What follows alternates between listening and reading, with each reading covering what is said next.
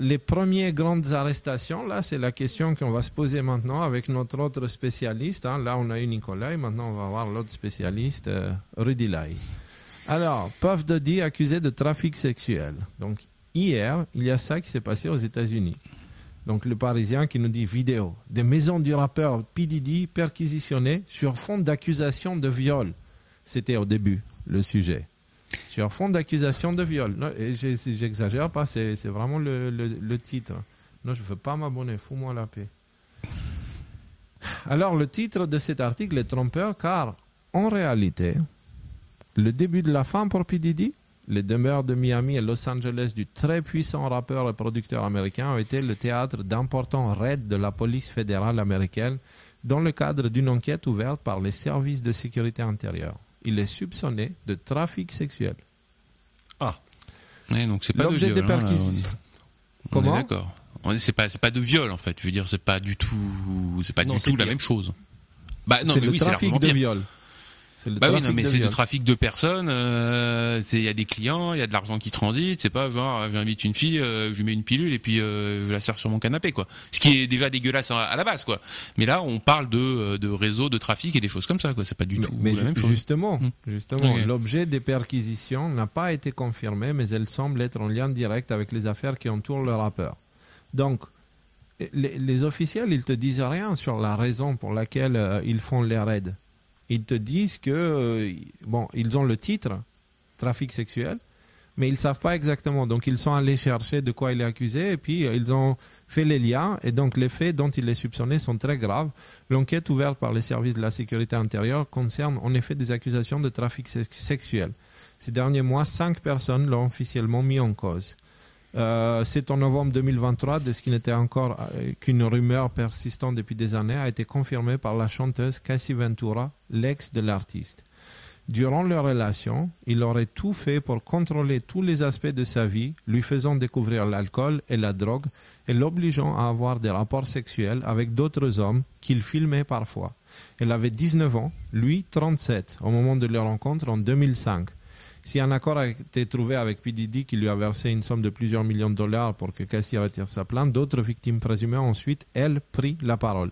3 femmes, dont l'une d'identité gardée secrète, et les 2 autres, Joy Dickerson-Neal et Lisa Gardner, ont elles aussi expliqué avoir été violées, des allégations parfois vieilles de 30 ans. Donc ça veut dire que cette histoire-là, c'était une histoire continue, mais encore une fois, ce n'est pas la raison officielle, on ne sait pas exactement la raison officielle. Par contre, j'ai pris et j'ai sous-titré la vidéo de Fox. Donc, on va regarder vite fait qu'est-ce qu'il disait à Fox. Breaking news right now, we're following the Department of Homeland Security conducting a raid at a house in Holmby Hills, believed to be connected to Sean Combs, the rapper and music executive, perhaps being linked to a sex trafficking investigation. He got some shots of a few people coming out of the home. Those people have been detained. Now we're trying to still connect the dots. We do have some sources on scene here that we're getting this information from. We were actually the first ones here with about 30 different law enforcement vehicles at least. There are 3 Bearcats on scene here. This just all unfolded, Sandra, I would say, less than 10 minutes ago. We got here even before the crime scene tape came up. So we're just down the hill. If you look up this street where Tony is right now to the right, you'll see one of those Bearcats and law enforcement. And on the other side of those bushes, basically, is that home that is registered to Bad Boy Films, which is part of Bad Boy Entertainment. And the home, in particular, is registered not only to Bad Boy Films, but to one of P. Diddy's daughters. They are heavily armed, and they've been very tactful, would probably be the best word to use, as they made entry into this home this afternoon. We actually watched them as they made their way through one of these side gates, and as soon as they got inside the home, one of the first things they did was made their way into this garage that you see is open right there. Now, they did take a couple people into custody. We witnessed that. Now, are they under arrest? Are they just being asked about what they know?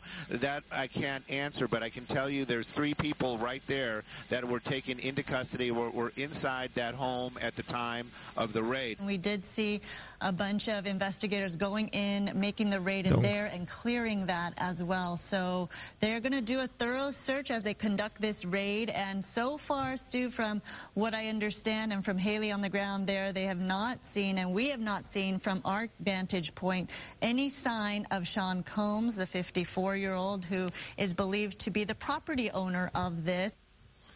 C'est assez impressionnant, hein. Ils ne sont pas allés avec deux policiers frapper la porte, tu vois. Ils sont allés avec des équipes, il y a eu des confrontations, enfin c'était... Oui, Rudy ?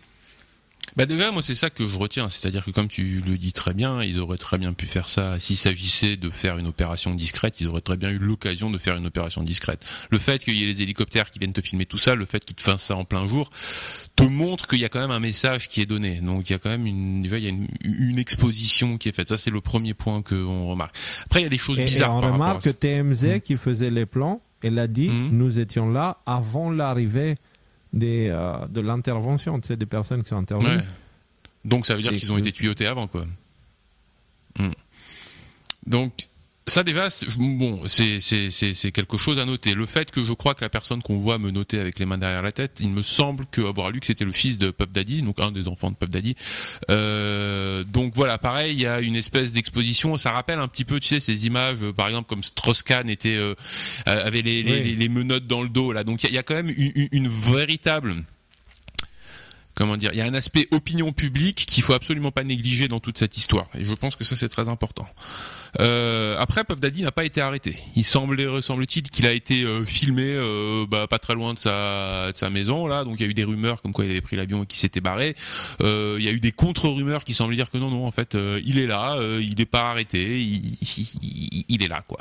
Il est là. Donc voilà, hein, donc attendons, la règle des 3 jours, là, attendons de voir un petit peu comment ça se tasse pour savoir quelle est la réalité de la situation, parce que il y a beaucoup d'informations et de contre-informations par rapport à ça.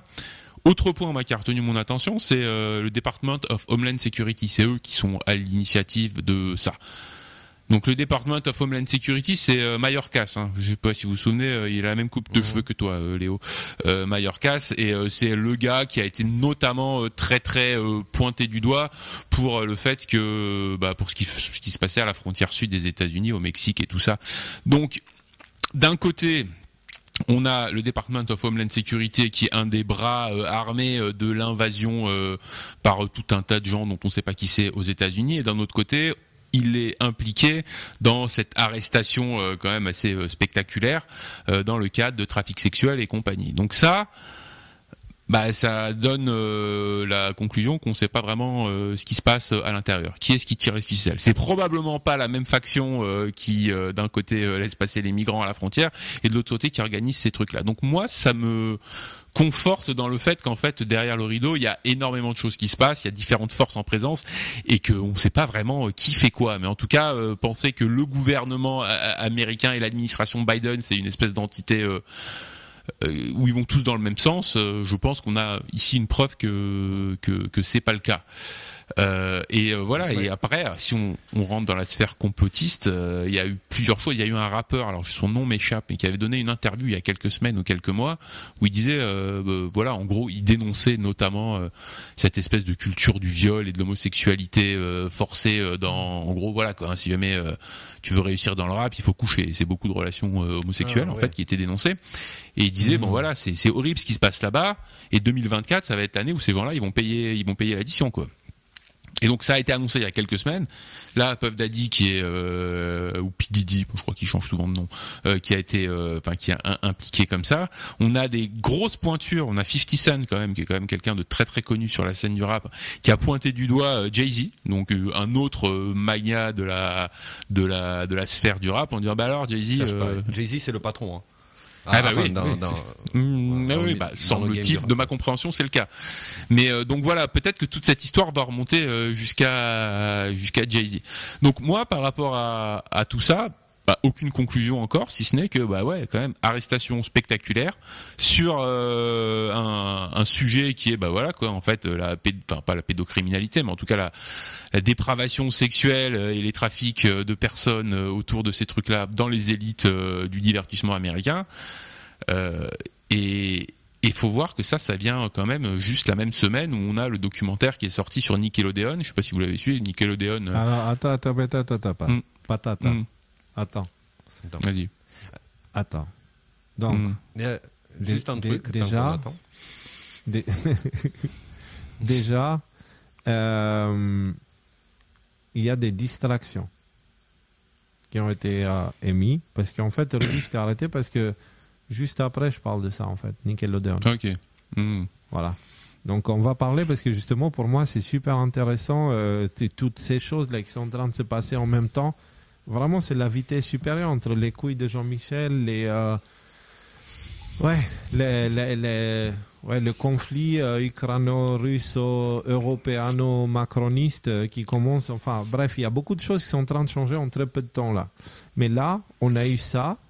On a eu cette histoire de P. Diddy qui a commencé vraiment à exposer cette histoire de trafic humain aux yeux de tous.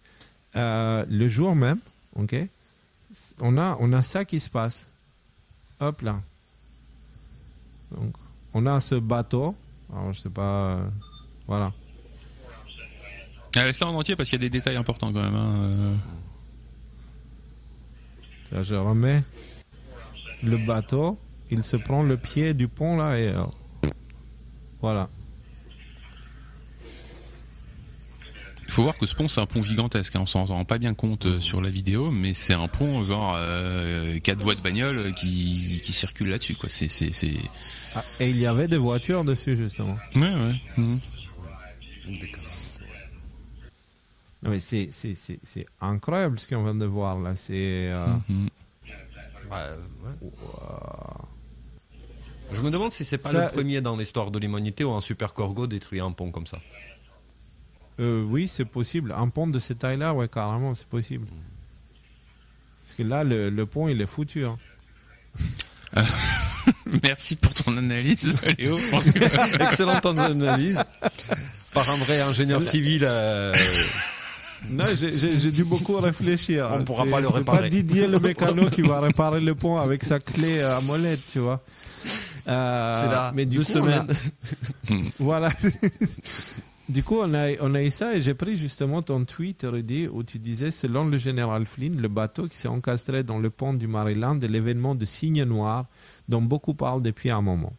Cet événement rappelle très fortement cette scène du film Leave the World Behind qui avait beaucoup fait parler de lui il y a quelques mois. Les premières analyses de la vidéo montrent que le navire perd le courant à 2 reprises avant de percuter le pont. Donc maintenant, on va pouvoir re-regarder le bateau. On ne le voit pas bien dans ce plan-là parce qu'il est déjà de face, mais il y a un autre plan, je l'avais tout à l'heure dans un tweet, où on voit justement que le bateau il est en plein virage et juste avant il perd le courant et du coup il continue à avancer et puis d'un coup le courant il revient, tu as une grosse fumée noire qui sort et là il repère le courant et là boum. Donc, on dirait qu'à la fin ils avaient plus trop le contrôle en fait du bateau. Donc, mais ça, il y a des trucs bizarres. Ouais, vas-y, termine.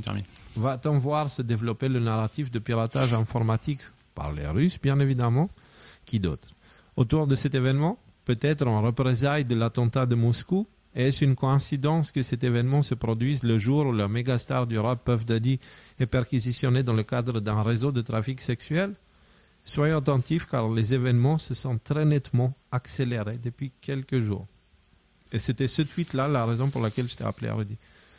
Pour te demander si tu veux venir. Et donc, merci d'être là. Merci aussi, Nico. Donc, je parle aussi de Nickelodeon vite fait parce que j'ai pas vraiment... voilà. Attends. Donc, avant de passer à Nickelodeon, une chose importante à savoir concernant, juste par rapport à Puff Daddy, vu qu'on est toujours dans le sujet, c'était le soutien de Biden. On change pas de sujet, on reste sur P. Diddy, on revient. C'est juste, je montre les différentes distractions qu'il y a eu et aussi comment la presse aborde le sujet. Et on revient sur Puff Daddy. Alors, on a le Washington Examiner qui a écrit un article qui dit « QAnon est une théorie de complot, mais la prédation à Nickelodeon était bien réelle. » Donc, en gros, on apprend qu'il y avait des prédateurs. Je ne veux pas vous le lire, mais en gros, Nickelodeon qui fait les films pour les enfants, qui crée ses enfants stars, etc. Ouais. Voilà. Et ben en fait, il s'avère que c'était bourré de personne assez perverse qui faisait des choses pas cool, quoi. Voilà. Notamment le gros dégueu là qu'on voit sur l'image, là, Dan Schneider. Là, bon, ils ont pris une photo un peu sympa, mais ce type-là, toi, t'aimes bien les délits de faciès, Léo. Celui-là, bref, hein, il a un certain niveau dans le domaine de la sale gueule, quoi. Et donc en fait, il y a un documentaire Netflix qui est sorti il y a pas longtemps, qui explique ce que les complotistes mentionnent depuis quand même un certain moment, c'est-à-dire toujours les élites pédocriminelles, machin, tout ça, quoi. Et donc ça, c'était cette semaine. Puff Daddy après qui arrive, et là cette histoire de bateau, quoi. Et je sais pas, moi, pour moi, c'est intéressant que c'est Netflix qui sort ce genre de documentaire. En général, moi, l'idée que je me fais quand Netflix sort ce genre de documentaire, j'avais vu un documentaire qui était passé sur Netflix qui était assez intéressant, qui était sur comment il s'appelait, Jimmy Savile. Donc une espèce d'autre dégénéré, là lui c'était autour de la couronne britannique en Angleterre, tout ça. Un type avec une popularité gigantesque, tout le monde savait qu'il tripotait, qu'il violait, lui violait des handicapés dans les hôpitaux psychiatriques, quoi. Et quand il est mort, alors que tout le monde était au courant, ils ont dit en fait le mec il était pas si sympa que ce qu'on vous a dit pendant toutes ces années, et puis en fait c'était un violeur et tout ça. Et donc il y avait eu un documentaire qui était sorti sur Netflix qui dénonçait tout ça. Le documentaire était très intéressant, mais parce qu'il y a toujours un mais, il passait sous silence ce qui, à mon sens, était la partie la plus importante, c'est-à-dire le côté spirituel du Jimmy Savile en question, à savoir que ce type-là, il était versé dans les arts de la sorcellerie, les cagoules, les machins, les rituels et compagnie, quoi. Ouais. Et donc, moi, mon interprétation, c'est en général quand Netflix fait un truc, c'est qu'ils peuvent plus faire rentrer le chat dans le sac. Ils te donnent les éléments dont tout le monde va être au courant. Mais derrière, ils se démerdent pour que les sujets qui sont vraiment les plus fondamentaux à la compréhension de l'image globale soient occultés. Donc voilà. Maintenant, j'ai pas vu le documentaire, donc faudrait que je le vois pour pouvoir donner une analyse plus précise. Moi, c'est que j'y vois là à travers, c'est-à-dire qu'on s'en prend réellement. Tu vois, à quelque chose qui est bien plus puissant que les armes et la guerre, c'est toutes ces sociétés de divertissement et de propagande qui forgent le mental des jeunes gens, d'accord, pour l'avenir. Cette histoire dans le rap, là, avec le Puff Daddy, ça date depuis Tupac. Histoire d'Alia, histoire du mec, là, qui est allé en prison récemment, on en parlait, I Believe I Can Fly. Tout ça, c'est... lui, quoi. Oui, lui. Je le retrouve. Lui. Tout ça, ça date depuis des décennies. Il y a des rappeurs qui s'étaient très connus, qui sont sortis de l'industrie de rap, qui se sont convertis au christianisme, qui à un moment donné ont dénoncé tout ça. Ces gars-là, ils se sont fait arrêter, balancer en prison. Je pense à NSX ou NFX, j'ai oublié comment il s'appelait le rappeur, NSX, qui était genre un rappeur ultra violent. Voiture, ça. Honda NSX. Oui, mais bon, bref, c'est un rappeur genre parmi les super violents là qui faisait et quand il est sorti de là-dedans, c'est là où il a commencé à avoir d'énormes problèmes. Quand il a arrêté la drogue, quand il a arrêté le rap, quand il est devenu un chrétien pieux, quand il a dit je veux rien avoir ce système et qu'il a commencé à balancer les choses, ils l'ont foutu en tôle. Donc c'est R. Kelly dont tu parlais tout à l'heure. R. Kelly, ouais. Alors moi, je vais bientôt changer un petit peu la configuration d'ADNM encore, et puis je vais faire peut-être des mini-documentaires ou des histoires. Et en fait, une des raisons pour laquelle je voulais faire ça, c'est justement pour parler un petit peu de comment Hollywood et l'industrie musicale utilisent des idoles pour des objectifs qui n'ont rien à voir avec la musique et les films, en fait. Et en fait, je voulais faire référence notamment à Britney Spears. Il y a quelqu'un qui a fait un travail extraordinaire que je veux partager avec vous à une émission, mais il faut prendre le temps. En fait, systématiquement, Britney Spears a fait éclater des scandales juste avant qu'il y ait d'autres scandales politiques qui éclatent. Donc c'était un petit peu comme la main du magicien pour distraire. Britney, elle faisait un peu qui sentait mauvais, tu vois, et tous les médias couvraient ça. Et pendant que les médias regardaient ça, il y a autre chose qui se passait en arrière-plan, et apparemment avec Britney Spears ça a été constant, tu vois, ça a été tout le temps. Et donc il y a d'autres comme ça, et pour voir un petit peu toutes ces histoires-là, donc ça va dans le sens de ce qu'a dit Nicolas, et puis ça va aussi dans le sens de P. Diddy, parce que c'est une histoire, je pense, elle est très bizarre, cette histoire-là. Elle a quelque chose de différent des autres, tu vois. Je sais pas si P. Diddy, il a parlé ou il a collaboré avec ceux qui veulent arrêter l'état profond, et du coup il a subi un coup de pression, tu vois, s'il les a trahis, du coup il cherche à l'écraser. Je sais pas s'il s'agit d'arrestation, c'est-à-dire que ça évolue vraiment. Comment ? Est-ce qu'ils auraient fait ça avec ce prétexte-là, en fait ? Je veux dire, si jamais ils voulaient mettre un coup de pression à P. Diddy, ils lui auraient mis une affaire de viol ou quelque chose comme ça, comme ils ont essayé de faire avec Julian Assange, c'est l'exemple qui me vient, même si ça n'a rien de comparable. Mais exposer un trafic sexuel, c'est vraiment scier la branche sur laquelle ils sont assis, parce que c'est vraiment le truc dont ils veulent pas entendre parler, quoi. Justement, parce que là, du coup, ça veut dire qu'il y a des configurations qui sont différentes. Il y a Netflix qui en parle. Je veux dire, est-ce qu'on a atteint ce stade où finalement ils peuvent plus rien cacher, ils doivent en parler pour essayer de limiter les dégâts? Tu sais, j'ai vu dans Framework Disarm qu'une des façons qu'ils avaient à faire, une des techniques, je sais plus laquelle, 77, 78, c'était de prendre les événements actuels, d'inventer des choses autour et détourner l'histoire, en fait, pour, comme les emails de Hillary et Pizzagate. Donc, il y avait le Pizzagate qui est sorti, les emails de Hillary, et du coup, les médias, ils ont créé cette fausse histoire Pizzagate à côté, avec la pizzeria, justement, et le mec qui va aller tirer dessus. Ils ont appelé ça Pizzagate, et donc du coup, maintenant, quand tu parles Pizzagate, tu tombes plus sur les emails de Hillary, tu tombes sur ça. Tu vois? Est-ce que... Je sais pas. Si je peux me permettre les une temps analyse. ont beaucoup changé, ça on est d'accord, par contre, parce Ça, que là... c'est clair. Voilà. Oui, alors, il y a plusieurs choses. Déjà, un point à se souvenir, c'est que dans toutes ces histoires de trafic humain, il y a ce personnage dont on a parlé, et puis certains autres aussi, mais qui reste encore très largement inconnu du grand public, c'est Rachel Chandler, donc Ray Chandler.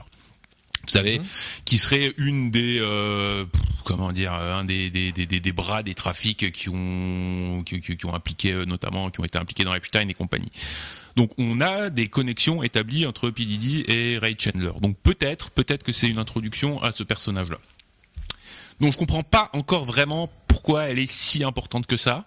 Je vais être honnête avec vous. On sait qu'elle est impliquée, mais il y en a d'autres qui sont impliqués. Pourquoi est-ce qu'il y a eu tant d'emphases qui ont été mises chez les complotistes, notamment chez Q, sur Ray Chandler?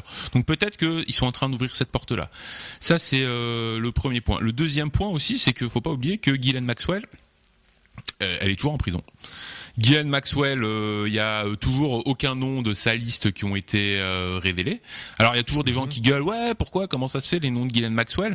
Une analyse qui peut être faite, c'est que peut-être que les noms ne sont pas révélés justement parce qu'il y a des enquêtes qui sont en cours sur les clients de Ghislaine Maxwell. Un fait intéressant, c'est que semble-t-il que Ghislaine Maxwell a été mis depuis quelque temps. Ils l'ont changé de cellule, ils l'ont mis dans un endroit vachement plus confortable dans la prison. Qu'est-ce que ça veut dire ça veut dire qu'elle coopère, qu'elle collabore. Enfin, pour moi, ça me semble être quelque chose d'assez clair.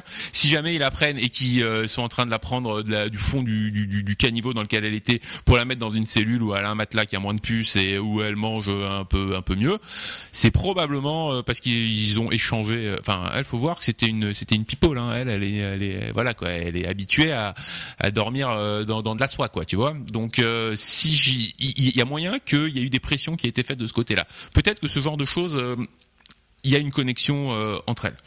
Après, cette histoire de bateau, alors il y a toujours la possibilité que ce soit un accident qui n'a rien à voir. Personnellement, je n'y crois pas à ça pour plusieurs raisons. Déjà, pour le fait qu'il a perdu le courant il est revenu, il a perdu le courant encore une fois. Aussi le fait qu'il a eu une trajectoire très bizarre. En fait, il a fait complètement demi-tour avant d'aller s'enfoncer dans le pont. Si on suit la trajectoire du bateau par les gens qui ont suivi la trajectoire du bateau sur les sites internet qui font ça, il est allé tout droit et puis il a fait complètement demi-tour avant d'aller dans le pont.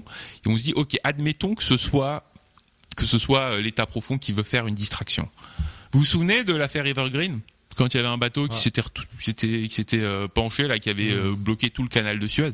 En termes d'impact mondial, clairement, ce bateau-là, aussi tragique que ce soit pour les gens qui sont morts et tout ça, ça n'a rien à voir avec la gravité qu'il y avait eu dans le commerce, avec le bateau d'Evergreen, où il y avait le commerce international qui avait été paralysé pendant des semaines. Du coup, pour moi, ça sent vraiment la précipitation, en fait, cette histoire. Je sais pas ce que vous en pensez. Mais ça sent la précipitation. J'ai l'impression que si jamais on voit apparaître dans cette histoire de bateau, le hacking, vous savez, tout ce dont on vous a parlé, que le Schwab nous en parle, qu'on va avoir des grandes affaires de hacking et des choses comme ça, que le monde n'est pas prêt, que ça va faire une cyberpandémie 2.0 et compagnie, quoi. Peut-être qu'ils sont en train de se précipiter là-dessus. Ils disent, bon, là, les gars, il faut qu'on fasse quelque chose. Il nous reste plus que cette carte en main et on est en train de la jouer de manière absolument pas optimale. Ouais, vas-y, Léo. Moi, ce que je suis en train de voir, avec ma tête de grand complotiste, Je suis en train de voir l'État profond en train de réaliser que les affaires elles sont en train d'aller aux tribunaux et qu'il y a la pression des arrestations, des perquisitions, etc. Et donc du coup, comme je dis, moi je pense que Macron tient en otage l'Europe et la France, tu vois, en disant à ceux qui veulent arrêter l'État profond, si vous nous arrêtez, on va vous entraîner vers la guerre, tu vois. Et donc du coup, Macron, pour mettre pression, parce qu'il fait partie de cette même État profond globaliste, il reçoit l'ordre de mettre la pression à la Russie, tu vois. Mais la pression à la Russie, elle en a rien à foutre, parce qu'encore une fois, rappelez-vous pourquoi l'Ukraine est importante dans tout ça. Il y a 3 pays clés dans l'État profond, c'est États-Unis, le plus grand, ok, Israël, le deuxième, Ukraine, le troisième. Ce sont des pays très, très, très importants, il y a beaucoup de choses qui s'y passent, ok. Et donc, là, ce soir, on a vu quoi? On a vu qu'on parle de l'Ukraine, encore une fois, ok? Comme quoi, Israël dit qu'ils vont aller aider l'Ukraine pour gagner la Russie et qu'Israël, du coup, est contre la Russie, ils veulent punir les Russes, etc. On a vu que, justement, toute cette histoire-là, la Russie est entrée en état de guerre face à l'Ukraine. On a vu que Macron, il veut envoyer des troupes au sol en Ukraine. On voit les premières arrestations je veux dire, PDD, là, on est dans les gros poissons, là. Tu vois, les baleines. On n'est plus dans les petits trafiquants de CMS-13, etc., les petits criminels de rue. On est en train de taper plus haut, là. Et donc, pour moi, toutes ces choses-là, c'est juste, je vois action-réaction, action-réaction. Genre, d'un côté fait ça, l'autre côté répond, mettons la pression, machin. Et en fait, ils jouent tous cette mascarade, tu vois, pour cacher la guerre qui se fait en obscurité, qui est une guerre d'information, tu vois. Et donc, quelque chose qui est venu avec mes recherches de toutes ces histoires de services de renseignement, etc., là où j'en suis actuellement, c'est que Internet a été ouvert au public à partir du moment où il y avait une intelligence artificielle suffisamment puissante pour garder le contrôle. Et depuis, l'araignée est sortie, on l'appelle la toile. Et cette intelligence artificielle qui se trouve sur 7 superordinateurs, en fait, c'est l'araignée. Tu vois, donc l'araignée, c'est l'intelligence artificielle, l'Internet, c'est la toile, du coup, ça absorbe des informations. Internet a été mis en place pour nourrir une intelligence artificielle. D'accord? Sauf que, on apprend avec Q qu'il y a 6 de ces superordinateurs, en tout cas, beaucoup de ces superordinateurs qui ne fonctionnent plus, en fait. Tu vois? Et donc, à partir de ce moment-là, on a vu la sortie des fact-checkers. Et on a vu la sortie de tous ces ministères de propagande et de framework disarm et de tous ces conneries-là, tu vois. Mais du coup, aux yeux du public, ils étaient forcés de sortir des pseudo-spécialistes aux médias, etc. Pourquoi? Parce qu'ils ont perdu la puissance de tir de cette intelligence artificielle qui contrôlait le narratif pour l'État profond. Et du coup, à partir de là, ils ont dû le faire d'une façon plus visible, tu vois. Et je remarque que ce qu'on est en train de voir là, c'est une déconstruction petit à petit de l'image qu'on avait de la réalité qui était fondée sur rien en fait. Et pour moi, c'est ça, le grand réveil. Les gens sont en train de prendre conscience, mais attends une minute, il y a plein de choses dans ma réalité qui sont en train de changer là, tu vois. Les institutions médicales, elles sont peut-être pas aussi innocentes que ça, tu vois. Quoi d'autre? Les institutions politiques, on n'en parle même pas. Tu vois, la santé est en train de partir en vrille. Ils sont en train de mettre dans la tête des gens cette histoire de champignons nucléaires, tu vois. Mm-hmm. Et je pense vraiment que c'est le précipice. Et non, on ne s'est pas planté avec tout ce qu'on a dit. Bien sûr, il y a des erreurs qui étaient là, mais qui étaient là pour induire tout le monde en erreur, nous y compris, mais l'ennemi y compris, tu vois. Bien sûr, il y a des mauvaises informations que nous on a mal interprétées parce que les choses elles sont plus que mystérieuses dans tout ça et c'est plus que difficile de trouver un sens dans tout ça. On n'est pas des journalistes professionnels, par contre il s'est avéré avec le temps qu'on est un peu moins cons que les journalistes professionnels et un peu moins corrompus. Et donc finalement tout ce qu'on a dit commence à trouver tout son sens maintenant. Donc moi ce que je vois c'est une interaction, je vois cette guerre en arrière-plan. Quelque chose passe là, hop, ça répond là-bas avec un attentat, hop, machin. C'est juste les nouvelles, elles ont 3 ou 4 jours ou une semaine de décalage. Par contre, je remarque une accélération claire et nette. Ça, c'est clair.